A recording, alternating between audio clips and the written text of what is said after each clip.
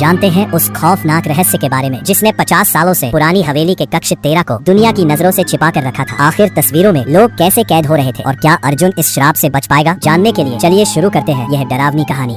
बारिश की एक काली रात थी। आसमान में बिजली चमक रही थी और तेज हवाएं पूरे गांव को हिला रही थी। गांव के किनारे एक पुरानी हवेली खड़ी थी। लोग कहते थे कि उस हवेली के तीसरे माले पर एक कमरा है जो पिछले 50 सालों से बंद है। जो भी उस कमरे का दरवाजा खोलने की कोशिश करता उसके साथ कुछ न कुछ अजीब हो जाता। गाँव का 22 साल का लड़का अर्जुन इन बातों पर विश्वास नहीं करता था। एक दिन उसने अपने दोस्तों से कहा, आज रात मैं उस कमरे का सच पता लगाऊंगा। दोस्तों ने बहुत रोका लेकिन अर्जुन नहीं माना। रात के 11 बजे वो टॉर्च लेकर हवेली में घुस गया। हवेली के अंदर चारों तरफ धूल जमी हुई थी। पुराने फर्नीचर लकड़ी के जालों से ढके थे। अचानक ऊपर से किसी के चलने की आवाज आई।